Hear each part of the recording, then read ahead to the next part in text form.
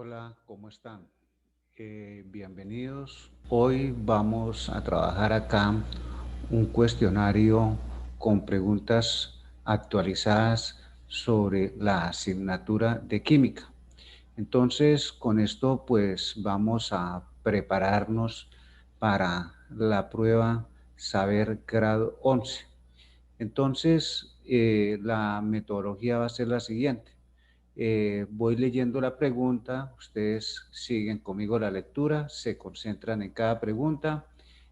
Para cada pregunta, pues leemos la información necesaria y posteriormente ustedes paran su video y van a tratar de dar con la respuesta correcta y yo continúo eh, dando información de cada una de las opciones, por qué es correcta o por qué es incorrecta. Para que cada uno, por favor, vaya ya en una hojita, va anotando cuántas preguntas correctas alcanza a realizar en la clase de hoy. Bueno, vamos con la primera pregunta. Dice, se tiene una mezcla de dos líquidos no solubles entre sí, agua y aceite, y partículas sólidas de hierro, limaduras de hierro. El hierro es un metal ferromagnético que es atraído por el campo magnético de los imanes. Para separar los componentes de la mezcla se cuenta con los métodos de separación que se muestran en la tabla. Método de descripción. Filtración. Separa sólidos insolubles de líquidos, separa sólidos insolubles de líquidos. Bueno, decantación. Separa líquidos que no se solubilizan entre sí y tienen diferentes densidades. Sublimación. Separa mezclas de sólidos donde uno de ellos pasa de sólido a gas sin pasar por el estado líquido. Separación magnética. Separa los componentes que son atraídos por imanes de una mezcla. Con base en la información anterior, ¿cuáles son los métodos más adecuados para obtener por separado agua, el hierro y el aceite?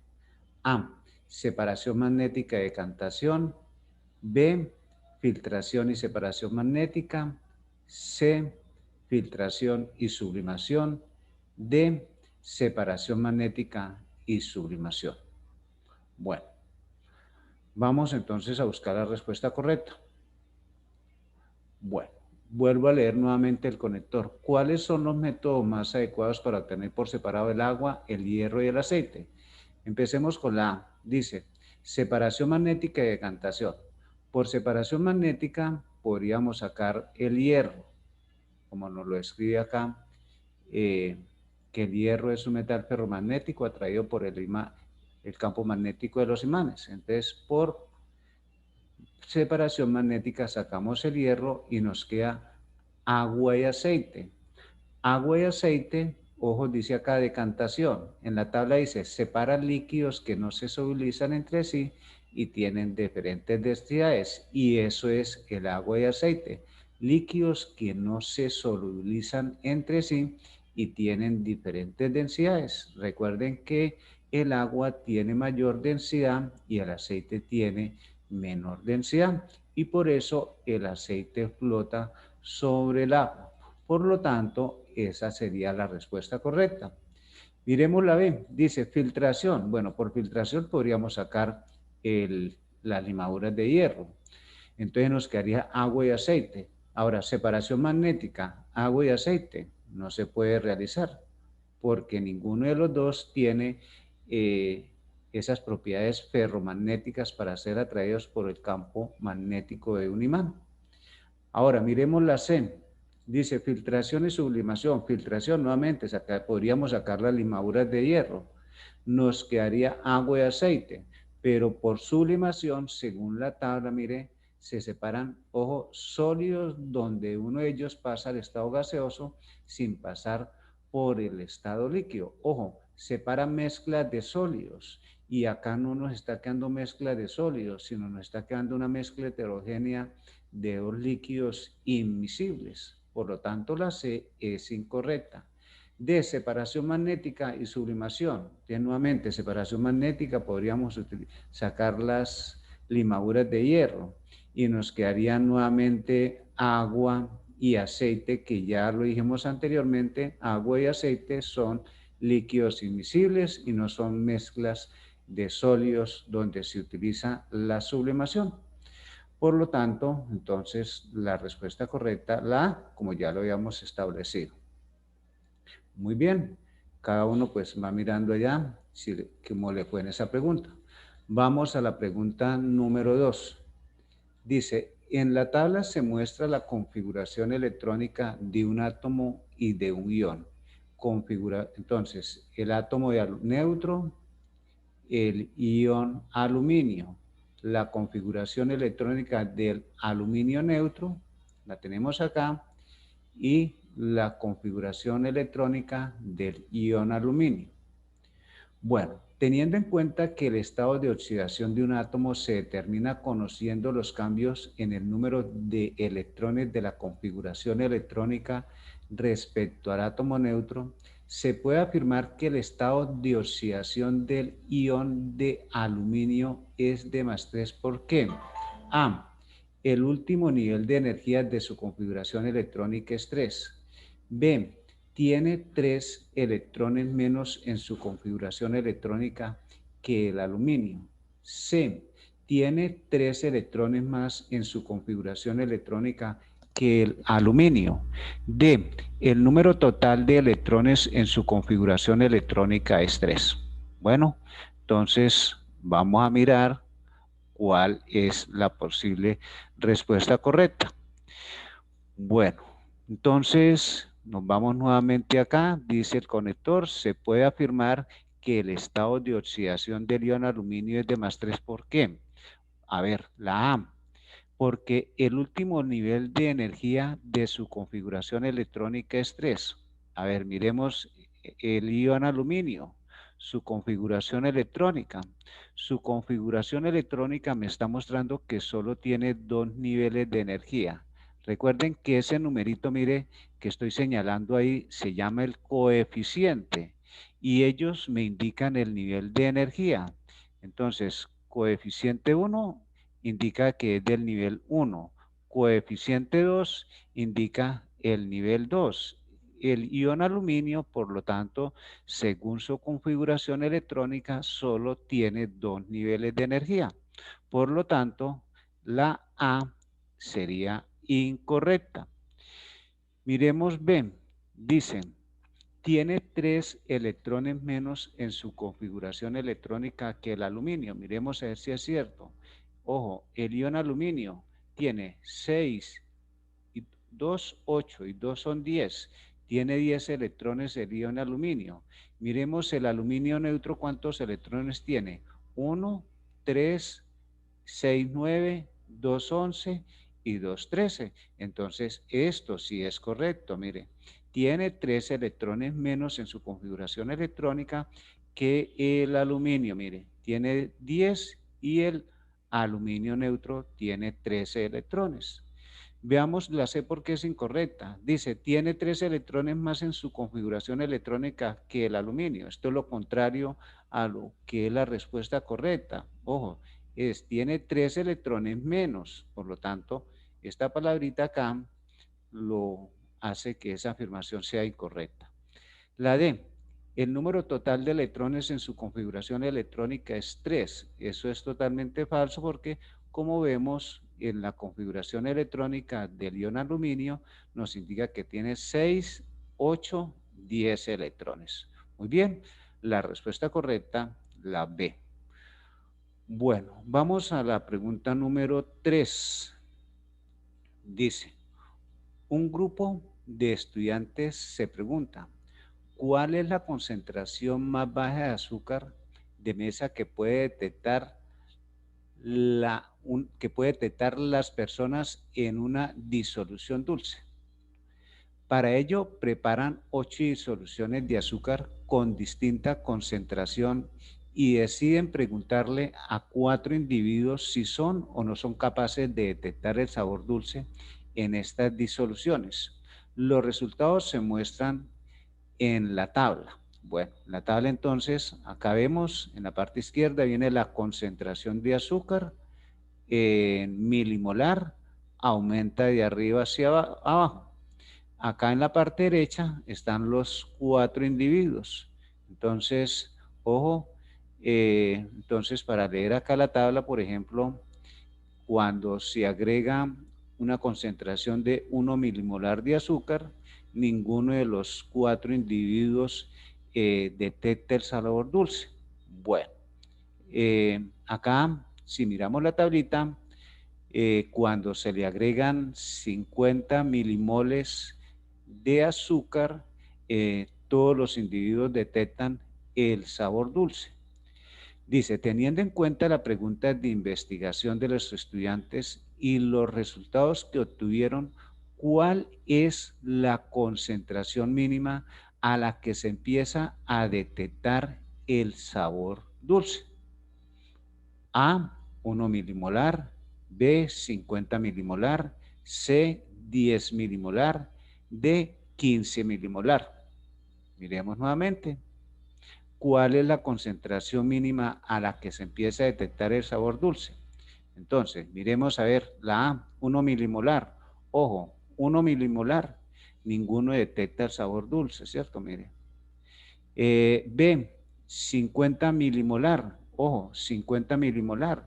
Todos la están detectando el sabor dulce, pero esa no es la pregunta que nos están realizando. La pregunta es, mire, ¿cuál es la concentración mínima a la que se empieza a detectar el sabor dulce? Ojo, mire, a la que se empieza a detectar el sabor dulce. Por lo tanto, la B es incorrecta. Bueno, entonces nos quedaría entre la C y la D. Si nosotros miramos, por ejemplo, la D dice que a 15 milimolar. Entonces a 15 milimolar el individuo 2 ya empieza a detectar el sabor dulce. Entonces ya hay uno de esos 4 individuos que detecta el sabor dulce. Podría ser esa la respuesta correcta. Miremos la 10 milimolar. 10 milimolar. En 10 milimolar ningún individuo alcanza a detectar el sabor dulce. Por lo tanto, la respuesta correcta sería la de 15 milimolar. Sería para la pregunta número 3, la opción correcta es la de 15 milimolar, porque a esa concentración ya un individuo alcanza a detectar el sabor dulce. Muy bien, vamos a la pregunta número 4. Bueno, vamos a correr acá un poquito esto para que nos quede más ordenado y podamos verlo más perfectamente. Bueno, la pregunta 4 dice, a continuación se presentan los modelos atómicos de 3 átomos, 1, 2 y 3 de un mismo elemento, donde se muestra el número de electrones, protones y neutrones. Entonces, está el átomo 1, el átomo 2, el átomo 3. Acá están los signos convencionales que se utilizan para representar el electrón, el protón y el neutrón. Teniendo en cuenta la información anterior, ¿cuál de las siguientes afirmaciones es válida acerca de las estructuras de los anteriores átomos? A. El átomo 1 tiene más electrones que el átomo 3. B. Los 3 átomos tienen el mismo número de neutrones. C. El átomo 2 tiene más electrones que el átomo 3. D. Los 3 átomos tienen el mismo número de protones. Bueno, vamos a mirar cuál es la posible respuesta correcta. Bueno, entonces vamos a mirar nuevamente el conector. Dice, ¿cuál de las siguientes afirmaciones es válida acerca de la estructura de los átomos? Entonces, vamos a empezar con la A. Dice, el átomo 1 tiene más electrones que el átomo 3. El átomo 1, ojo, tiene un solo electrón, mire, uno solo. El átomo 3 tiene un solo electrón. Por lo tanto, eso es incorrecto. B, los 3 átomos tienen el mismo número de neutrones. Ojo, mire los neutrones, el círculo más oscuro. El 1 no tiene neutrones, el átomo 2 tiene 1, el átomo 3 tiene 2 neutrones. Por lo tanto, la B es incorrecta. La C, el átomo 2 tiene más electrones que el átomo 3. Ojo, el átomo 2 tiene un electrón y el átomo 3 tiene un electrón. Por lo tanto, esta afirmación es incorrecta. La D, los tres átomos tienen el mismo número de protones. Ojo, miremos a ver, los tres átomos tienen el mismo número de protones. Ojo, el átomo 1 no tiene protones. El átomo 2, ojo, el átomo 1 tiene un protón, mire, ojo.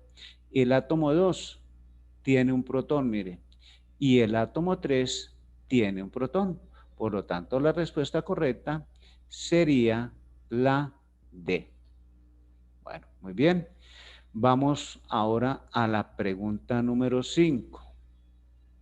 Bueno, dice, en la tabla se muestran los valores de volumen, densidad, temperatura, presión y número de moles de un gas durante un experimento realizado en un recipiente cerrado. Ojo, el recipiente cerrado.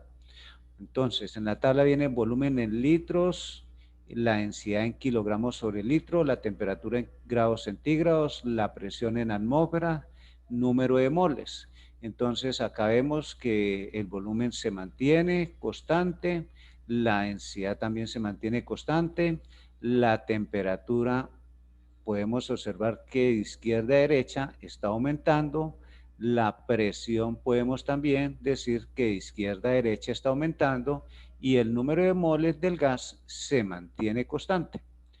Con base en la información anterior y teniendo en cuenta la ley de los gases ideales, al aumentar la temperatura a 120 grados centígrados, ¿cuál de las siguientes propiedades del gas se modifica?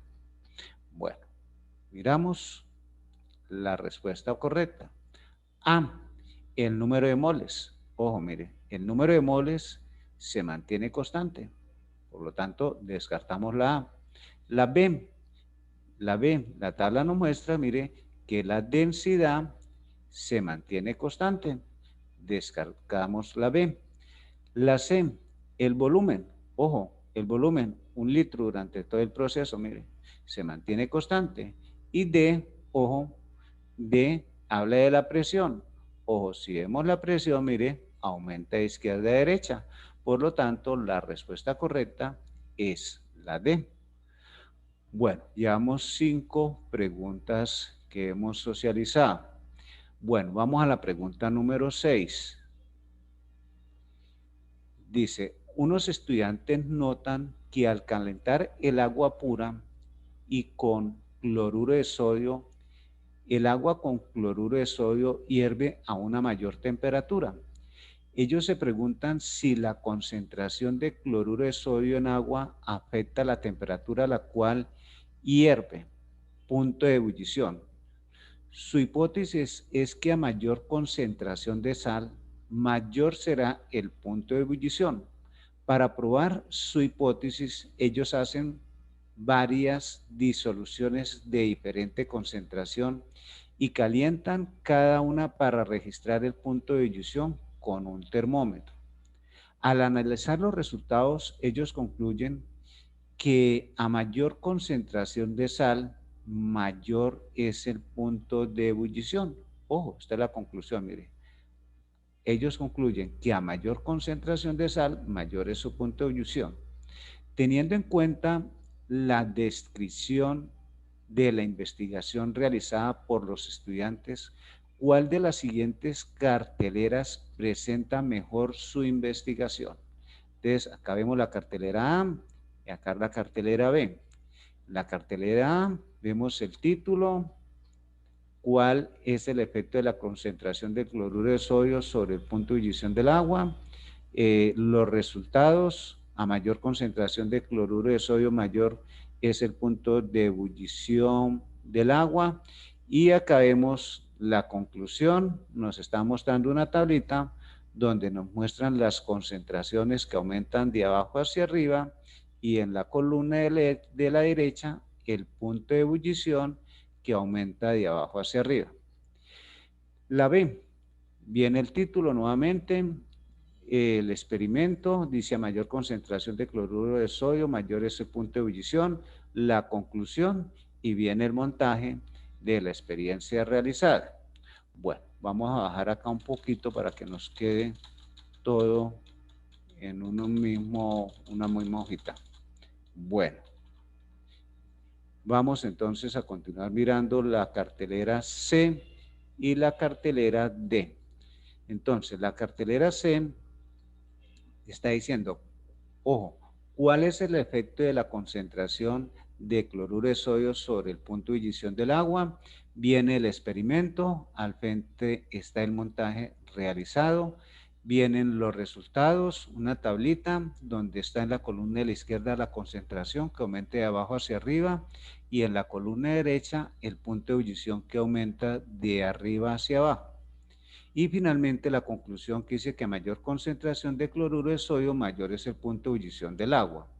Y la D viene el experimento, entonces viene la tablita con la concentración que aumenta de arriba hacia abajo y en la columna de la derecha el punto de ebullición que también aumenta. Y en la parte de abajo están los resultados y nos muestran la figura del procedimiento realizado. Y finalmente la conclusión que dice que a mayor concentración de cloruro de sodio, mayor es el punto de ebullición del agua. Bueno, entonces vamos a mirar, vamos a quitarle un poquito de zoom acá para que podamos lograr que todo quede y podamos mirar la posible respuesta correcta. Bueno, entonces, ojo acá, dice, teniendo en cuenta la descripción de la investigación realizada por los estudiantes, ¿cuál de las siguientes carteleras presenta mejor su investigación? Bueno, si miramos la A nos muestra el título, muy bien, dice los resultados, nos está mostrando acá los resultados y acá las conclusiones. Ojo, pero mire que estas conclusiones no corresponden, estas conclusiones que estoy mostrando acá, mire, esta tablita, esto corresponde, serían a los resultados. Y esto que está acá como resultado, eso sería la conclusión. Por lo tanto, la A es incorrecta. La B, viene el título, muy bien, el experimento. Pero acá dice, a mayor concentración de cloruro de sodio, mayor es el punto de ebullición. Eso sería la conclusión y no el experimento. Inmediatamente descartamos la B. La D, entonces mire, la D ni siquiera está mostrando el título. Dice experimento y nos están mostrando la tablita que eso corresponde a los resultados. Inmediatamente descartada la D. Por lo tanto, la respuesta correcta tiene que ser la C. Miremos a ver si es así o no. Bueno, viene el título, muy bien. El experimento y nos está mostrando, mire, el montaje que se realizó para llegar a las conclusiones. Posteriormente, los resultados, mire, los están presentando de una manera organizada en la tabla. Y de esos resultados se llega a la conclusión que dice que a mayor concentración de cloruro de sodio, mayor es el punto de ebullición del agua. Por lo tanto, la respuesta correcta sería la C. Bueno, vamos nuevamente a colocarle zoom acá para que podamos observar bien. Bueno, vamos a la siguiente pregunta. Bueno, vamos a la pregunta número 7. Entonces, ojo acá con la pregunta número 7. Dice, 4 estudiantes quieren saber si la tinta púrpura está conformada por varios colores que fueron mezclados. Ellos tienen la hipótesis de que tanto el etanol como el agua son disolventes que podrán separar la mezcla de tinta. Para evaluarla, toman una gota de tinta y separan los colores que la componen usando ambos disolventes y descubren que la tinta púrpura está compuesta de los colores rojo y azul. Finalmente, con estos resultados concluyen que tanto el agua como el etanol separan la mezcla de tinta en sus colores rojo y azul. Cada uno de los estudiantes decide elaborar una cartelera para resumir las conclusiones de la investigación. ¿Cuál de las siguientes carteleras presenta apropiadamente las conclusiones de la investigación? Bueno, vamos a mirar. Vamos a mirar la A. Dice, conclusión del estudiante 1. Agregar una gota de tinta púrpura en etanol. Agregar una gota de tinta púrpura en agua. Ojo, mire lo que dice acá el conector. ¿Cuál de las siguientes carteleras presenta apropiadamente las conclusiones de la investigación? Esto no es una conclusión de la investigación. Esto forma parte de el procedimiento, ¿cierto? Ojo. Entonces, si miramos ahora la C, ojo, la conclusión del estudiante 3, la tinta púrpura está conformada por más colores que la tinta azul y rosada. Ojo, empezando que acá, mire, nos están hablando de este color rosada, que no aparece en el texto. Inmediatamente nosotros damos por descartada esa opción por esa palabrita que aparece acá, mire, rosada. Las tintas púrpura y roja pueden usarse en esferos. Ojo, tampoco en el texto nos están hablando de las aplicaciones en que pueden utilizarse estas tintas. Por lo tanto, no podemos sacar esa conclusión porque ni en el texto escriben eso, ni el texto da para que lleguemos a esa conclusión. Por lo tanto, la C es incorrecta. Veamos la D. Conclusión del estudiante 4. El etanol puede separar los colores que componen la tinta púrpura, pero el agua no puede hacer esta separación. Ojo, dice acá, mire, ojo, con estos resultados concluye que tanto el agua como el etanol separan la mezcla de tinta en sus colores rojo y azul. Ojo, mire, que es contrario a lo que está diciendo acá. Y finalmente acá en la D dice, una gota de tinta púrpura está compuesta de etanol y agua. Eso también es falso. Descartada la D. Por lo tanto, posiblemente la respuesta correcta tiene que ser la B. Vamos a cerciorarnos si es correcto todo lo que escribe. Dice, el agua y el etanol son apropiados para separar los colores de la tinta púrpura. Ojo, eso está acá, mire, está acá escrito, ¿cierto?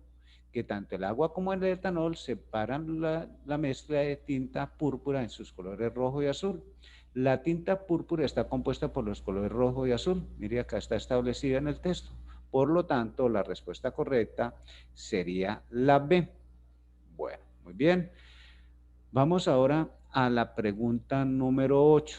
Bueno, vamos a correr acá un poquito esto para que nos quede en una sola parte y podamos visualizarlo mejor. Bueno, vamos a la pregunta número 8. Bueno, dice, responde a las siguientes 3 preguntas con la siguiente información. Entonces, ojo, con esta información vamos a responder las preguntas 8, 9 y las preguntas 10. Vamos a responder 3 preguntas. Ojo acá. Dice, para suministrarles agua potable a todas las personas existen 2 alternativas de potalización. La estrategia más conocida es el uso de purificadores de agua que permitan obtener agua potable a partir de agua de mar o incluso agua contaminada. Otra alternativa es la implementación de reacciones químicas que permitan generar unas especies conocidas como radicales libres, los cuales pueden degradar distintos contaminantes presentes en el agua. A continuación se presentan las reacciones químicas que muestran cómo a partir del oxígeno, hierro y luz solar se pueden obtener una de estas especies conocida como radical OH. Entonces acá vemos la reacción 1. Recordemos que en las reacciones siempre encontramos lo que está antes de la flecha son los reactivos, lo que está después de la flechita son los productos. Acá tenemos la reacción 2, miren, con sus reactivos a la izquierda y los productos a la derecha. Y la reacción 3, entonces acá están los reactivos y los productos se encuentran en la parte derecha. Bueno, teniendo en cuenta la información anterior, ¿cuál de los siguientes enunciados describe correctamente lo que sucede en la reacción 2? Ojo, Nos vamos a ubicar acá en la reacción 2. Ojo, vamos a ponerle acá un color para que no se nos olvide. A. Reaccionan 2 moles de oxígeno con 2 moles de ion hidrógeno y 2 moles de electrones para producir 2 moles de H2O2. El H2O2 es el peróxido de hidrógeno. B.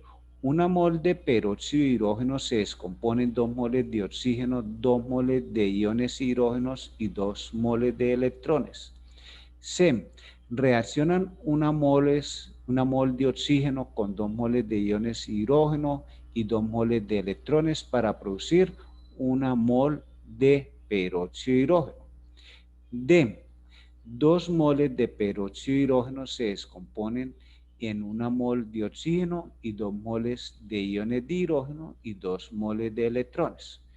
Bueno, entonces vamos a analizar, ojo, la reacción 2, que es la que nos están indicando acá. Bueno, vamos a ponerle un color más oscuro para que no se nos olvide.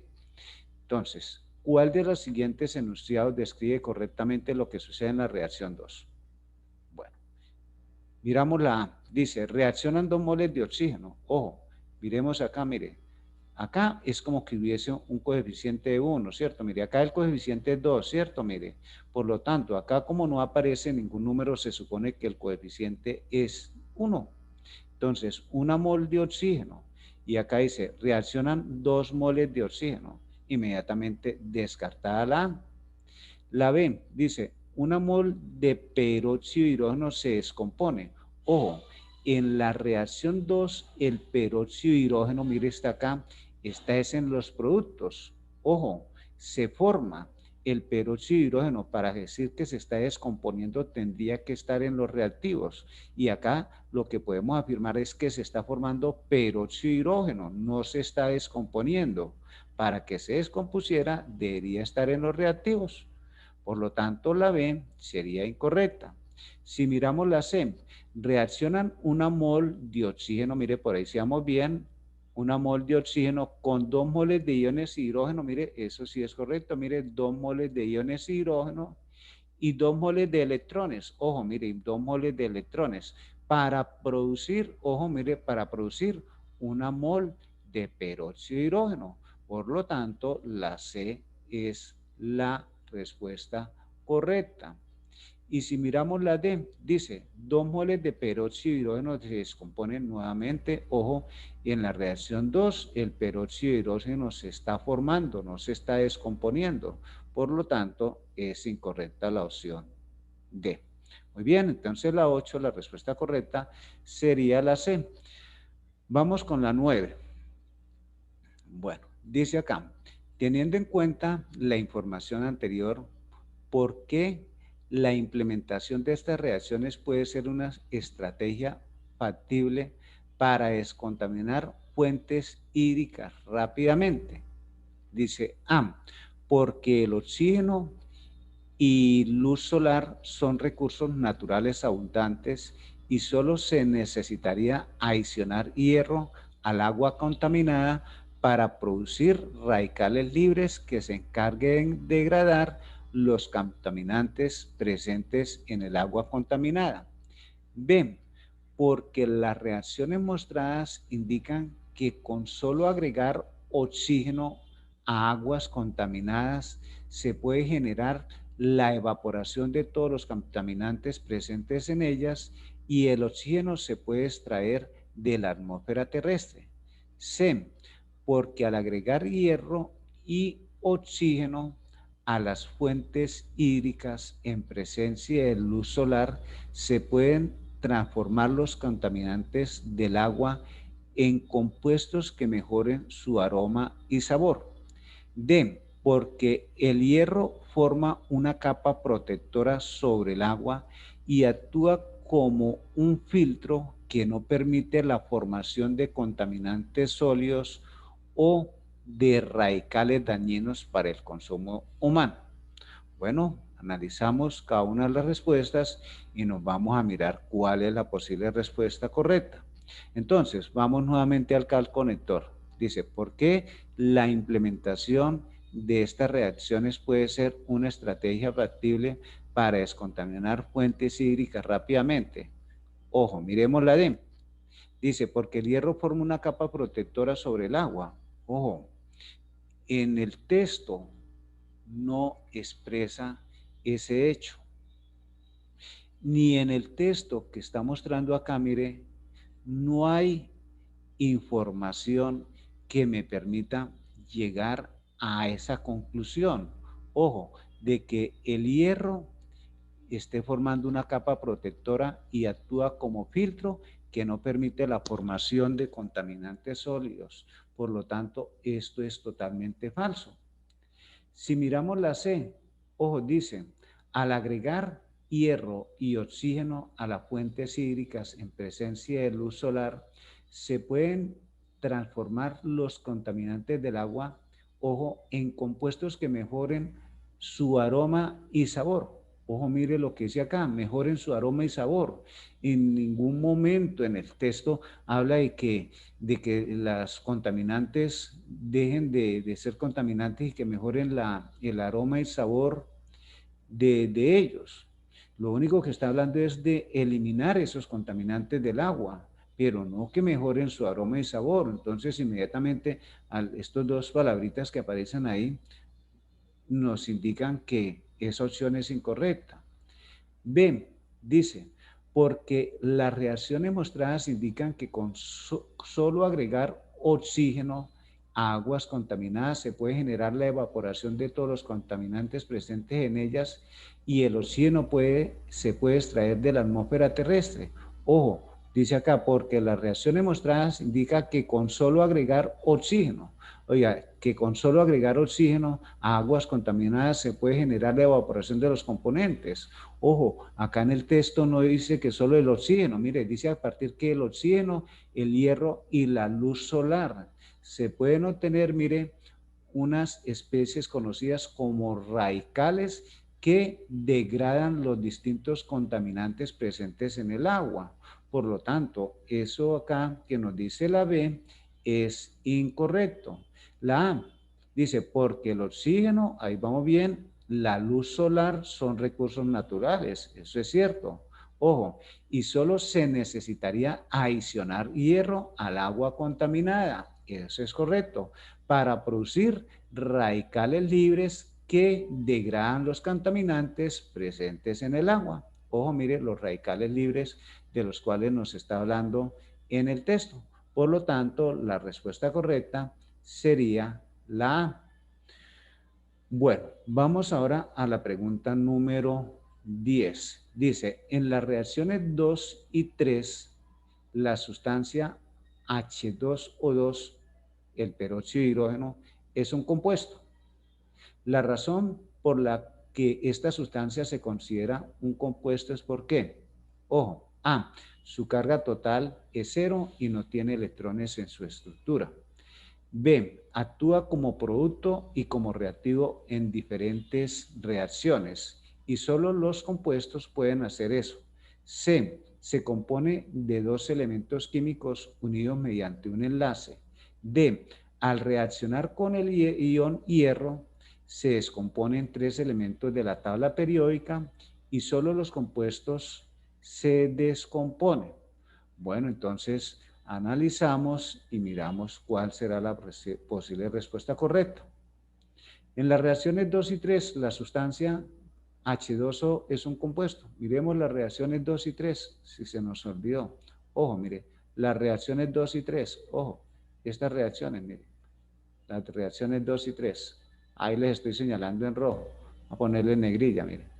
Ahí está, mire, el peróxido de hidrógeno en la reacción 2 está en los productos y en la reacción 1 el peróxido de hidrógeno está en los reactivos. Entonces, volvamos a la pregunta 10. Dice, en las reacciones 2 y 3, la sustancia H2O2 es un compuesto. La razón por la que esta sustancia se considera un compuesto es porque A, su carga total es cero y no tiene electrones en su estructura. Ojo, dice acá, no tiene electrones en su estructura. El peróxido de hidrógeno está formado por la unión de átomos de oxígeno y de hidrógeno. Y recuerden que los átomos tienen en su estructura protones, los átomos tienen en su estructura electrones que están girando alrededor del núcleo de los átomos. Y recuerden que los electrones más externos son los que intervienen en las reacciones químicas. Entonces, ojo, si no tuvieran entonces electrones, estas sustancias no podría existir tal y como es como un compuesto. Gracias a que tienen electrones, esos electrones más externos se pueden compartir, se pueden perder, se pueden ganar, de tal manera que los átomos se unan y se cumplan con la llamada ley del octeto. Por lo tanto, esto resulta falso, que diga que no tienen electrones en su estructura. B. Actúa como producto y como reactivo en diferentes reacciones y solo los compuestos pueden hacer eso. Ojo, recuerden que cualquier sustancia, sea un ion, sea un átomo, sea un compuesto, sea un elemento, en una reacción química pueden estar bien sea en los reactivos o en los productos. Entonces, no podemos afirmar que porque una sustancia se ubica en los reactivos o se ubica en los productos, sea un compuesto o sea un elemento. Se puede ubicar en cualquier parte de la ecuación química. Por lo tanto, la B sería incorrecta.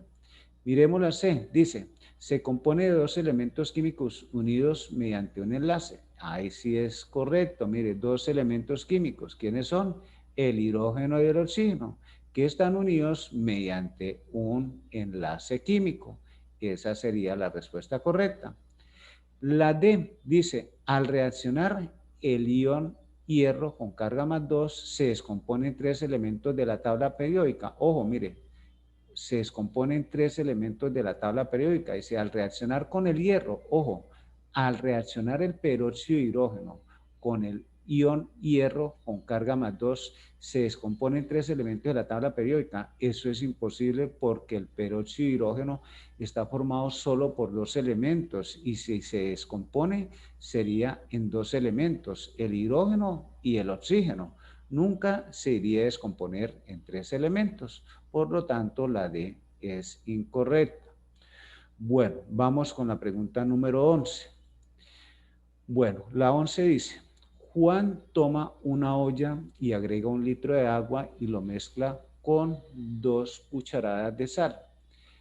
Después calentó la mezcla y cuando observó que la mezcla empezó a hervir, tomó la temperatura. Esta fue 110 grados centígrados. Él concluye que el aumento en la temperatura de ebullición del solvente es directamente proporcional a la cantidad de sal agregada.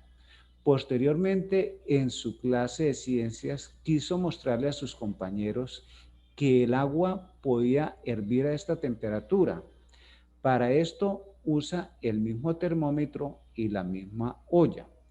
Teniendo en cuenta la información anterior, si Juan quiere obtener los mismos resultados, ¿cuál o cuáles condiciones debe implementar? A. Mezclar 5 cucharadas de sal con 10 litros de agua. B. Mezclar 2 cucharadas de sal con 1 litro de agua. C. Usar 2 litros de agua y no agregar sal. D.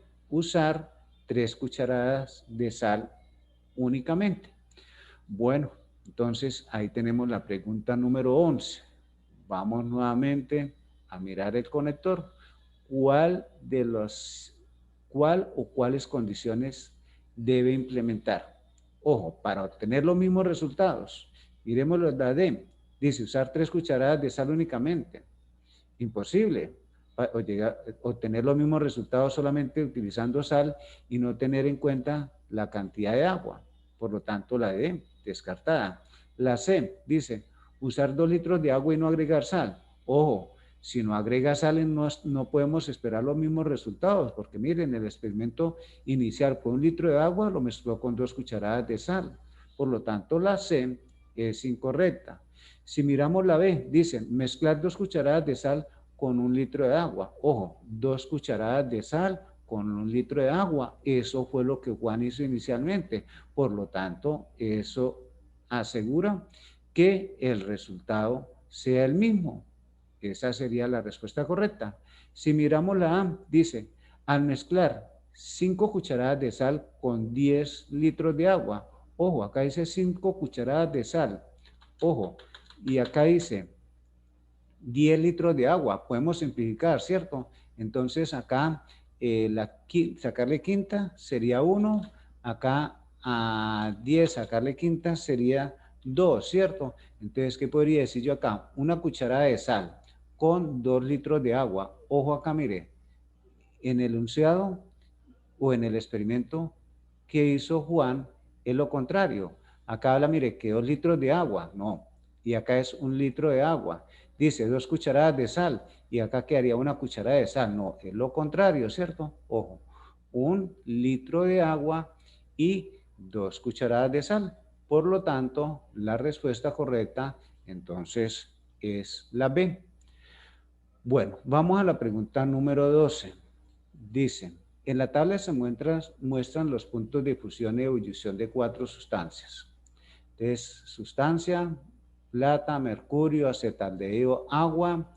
En la siguiente columna viene el punto de fusión en grados centígrados para cada sustancia. Recordemos que el punto de fusión es la temperatura a la cual una sustancia pasa del estado sólido al estado líquido. Y en la columna de la derecha viene el punto de ebullición, en la cual el punto de ebullición, recordemos que es la temperatura a la cual una sustancia pasa del estado líquido al estado gaseoso. Bueno, dice, si se calienta en 4 recipientes separados cada una de las sustancias anteriores hasta una temperatura, ojo, de 200 grados centígrados, ¿cuáles sustancias se mantienen en el recipiente en estado sólido o líquido? Ojo, la clave acá, mire, hasta 200 grados centígrados, ¿cuáles se mantienen en el recipiente en estado sólido y líquido? Entonces, dice la A, el acetaldehído y el agua. B, el mercurio y el agua. C, la plata y el acetaldehído. D, la plata y el mercurio. Vamos a analizar cada una de ellas. Bueno, la A, acetaldehído de agua. Miremos el acetaldehído inicialmente. Ojo, punto de fusión del acetaldehído es menos 123. El punto de ebullición del acetaldehído es 21 grados centígrados. Ojo, las sustancias se encuentran a una temperatura de 200 grados centígrados. 200 grados centígrados está por encima del punto de ebullición del, perdón, el acetaldehído estamos hablando acá, ¿cierto? Mire, el punto de ebullición de las, se encuentra, perdón, la sustancia se encuentra, mire, a una temperatura de 200 grados centígrados. 200 grados centígrados está por encima del punto de ebullición del acetaldehído. Por lo tanto, ya está en estado gaseoso. Por lo tanto, de una vez queda descartada la A por la presencia del acetaldehído. Es más, de una vez, mire, podemos descartar la C, que también tiene acetaldehído. Entonces estaríamos entre la B y la D. Miremos la B. Dice mercurio y agua. Ojo, el agua, punto de ebullición 100 grados centígrados. La sustancia se encuentra a 200 grados. 200 grados centígrados está por encima del punto de ebullición del agua, es decir, el agua ya estaría en estado gaseoso a esta temperatura. Por lo tanto, ojo, esta B sería incorrecta. Muy posiblemente tendrá que ser la respuesta correcta, la D. Bueno, coloquémoslo acá en rojo y analicemos. La plata, ojo, la plata, si observamos punto de ebullición y punto de fusión de la plata, ojo, tiene un punto de ebullición de 2162 y un punto de fusión de 962 grados centígrados. Se encuentra a 200 grados centígrados. 200 está por debajo del punto de ebullición y está por debajo del punto de fusión. Por lo tanto, la plata estaría en estado sólido. Ahora, miremos el mercurio. Ojo, el mercurio, miren los puntos de fusión y ebullición. 200 grados centígrados está por debajo del punto de ebullición, mire, del mercurio, y está por encima del punto de fusión, es decir, que el mercurio a 200 grados centígrados estaría en estado líquido. Por lo tanto, la respuesta correcta es la D. Bueno, vamos a la pregunta número 13. Dice, conteste las siguientes dos preguntas con la siguiente información. Bueno, vamos a bajar acá. Bueno, entonces acá observamos una figura. Bueno, vamos a mirar qué dice acá. Considere una planta nuclear. Ojo acá, esto es una planta nuclear que produce energía al calentar agua pesada, que circula alrededor del material nuclear a una temperatura de 300 grados centígrados hasta evaporarla, tal como se muestra en el siguiente esquema. Bueno, analicemos la figura. Esto es la planta nuclear, ¿cierto? Dice, que produce energía. Ojo, mire, acá está mostrando que produce energía eléctrica, esa planta nuclear. Que produce energía al calentar agua pesada. Ojo, el agua pesada líquida está acá, mire, cómo se calienta el agua pesada líquida que está en esta parte de la planta nuclear, con un material nuclear, mire, acá está mostrando el material nuclear a una temperatura de 350 grados centígrados. Eso hace que el agua pesada líquida pase al estado gaseoso, ojo, y se forma vapor de agua pesada.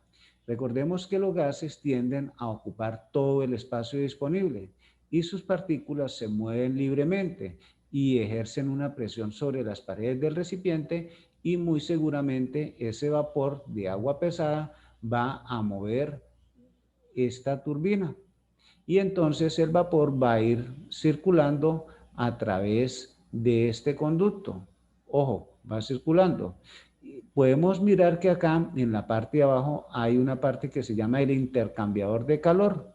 Entonces, a ese intercambiador de calor por acá dice agua del afluente cercano a 18 grados centígrados. Por acá entra agua de un afluente a 18 grados centígrados. Circula por acá. Pero al salir dice agua regresada al afluente, regresa a donde se obtuvo con una temperatura de 37 grados centígrados, regresa con una temperatura mayor a la cual entró, obviamente porque acá a través de este conducto está circulando el vapor de agua pesada a una temperatura alta. Entonces el agua del afluente pues va a recibir ese calor que le proporciona el vapor de agua y por eso sale acá con una temperatura mayor. Dice, para enfriar el vapor de agua pesada, la planta usa como refrigerante agua a temperatura de 18 grados centígrados de un afluente externo cercano. Ojo, eso es lo que nos está mostrando acá, mire. Un afluente externo cercano le permite agregar agua al intercambiador. Ojo, mire, para enfriar el vapor de agua pesada. El vapor de agua pesada que va circulando por acá a alta temperatura, entonces esta agua del afluente le ayuda a disminuir la temperatura. El agua que se ingresa en el intercambiador se regresa al entorno local, ojo, mire, acá lo vemos que regresa, y causa una elevación de temperatura de alrededor de 3 grados centígrados en el afluente. Como resultado se genera contaminación ambiental, la cual afecta a los organismos del ecosistema del afluente. Obviamente el agua al regresar al afluente del cual fue tomada, pues va a regresar con una temperatura mayor y esa temperatura mayor pues va a elevar el agua del afluente y obviamente los organismos de ese afluente se van a ver afectados. Dice, como resultado se genera contaminación ambiental, lo cual afecta a los organismos del ecosistema del afluente. Se afirma que la cantidad de energía eléctrica producida en la planta depende de la velocidad con la que le fluye el agua del afluente por el intercambiador. Ojo, dice la cantidad de energía eléctrica producida, ¿de qué depende? Ojo, de la velocidad, mire, con la que fluye el agua del afluente a través del intercambiador. ¿Cuál de los siguientes experimentos sirve para comprobar si esta afirmación es cierta? Bueno, vamos a mirar.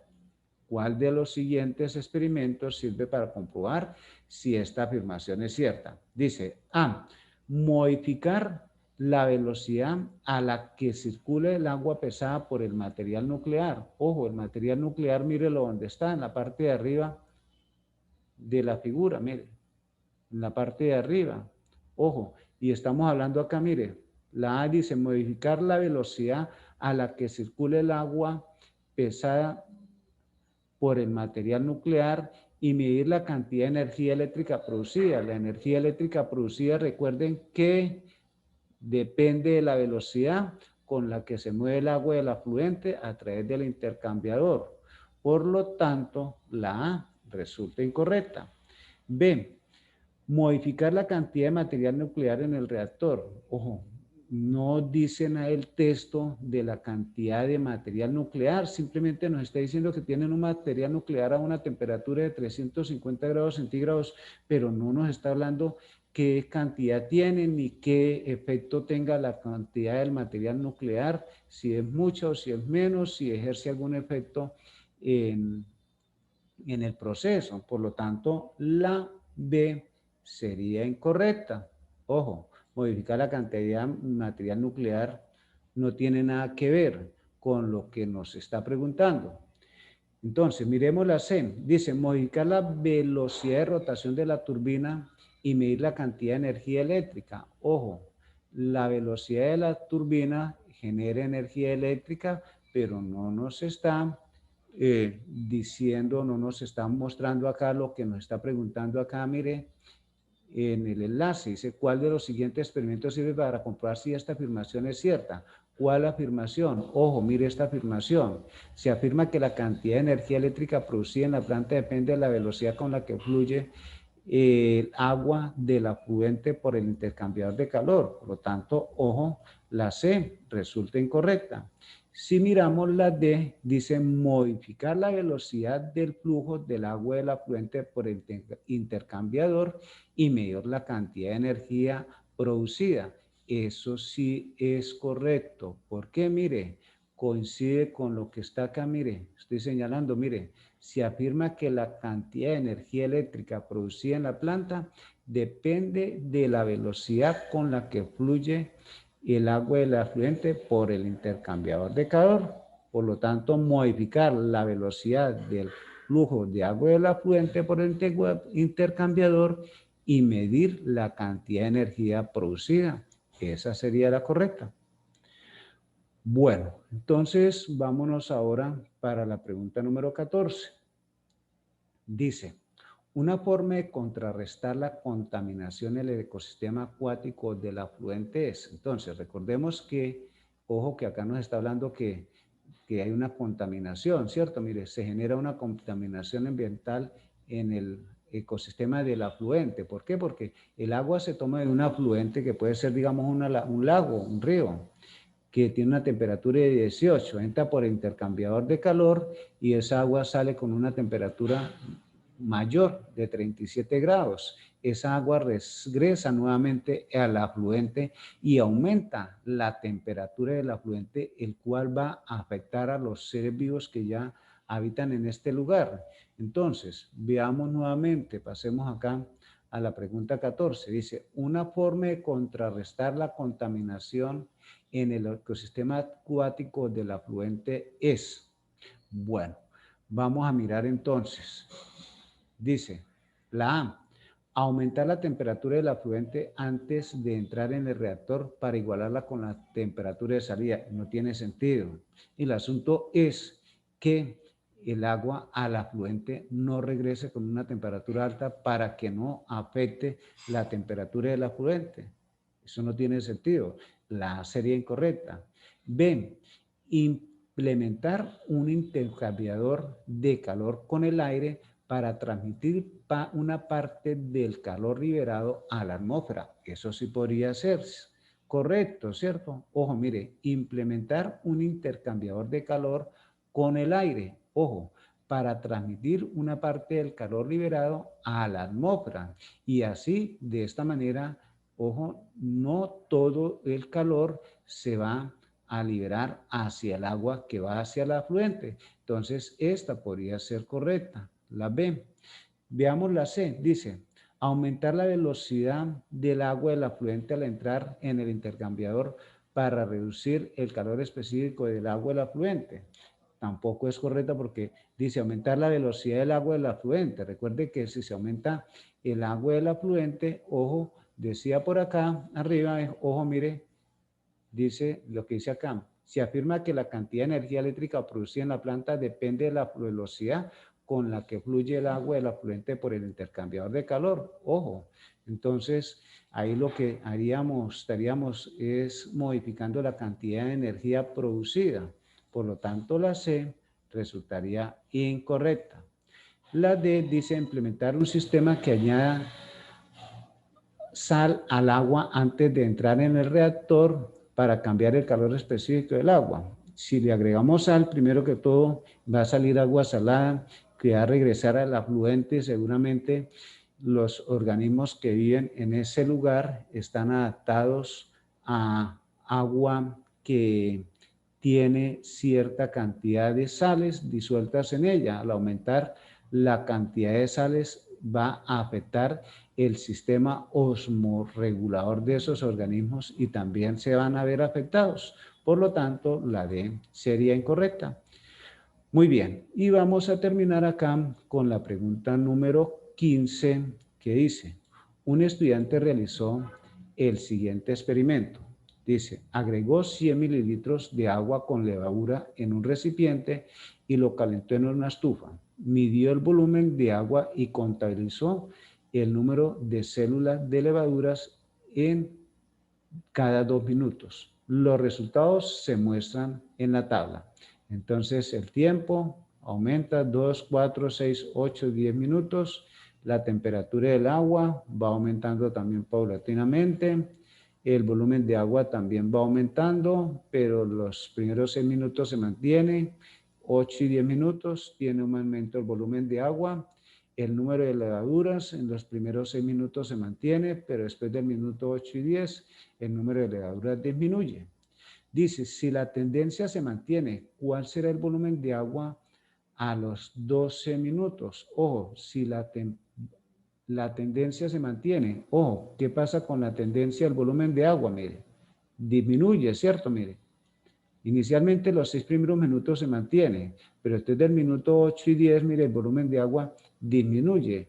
Es decir, si la tendencia del volumen de agua se mantiene a disminuir.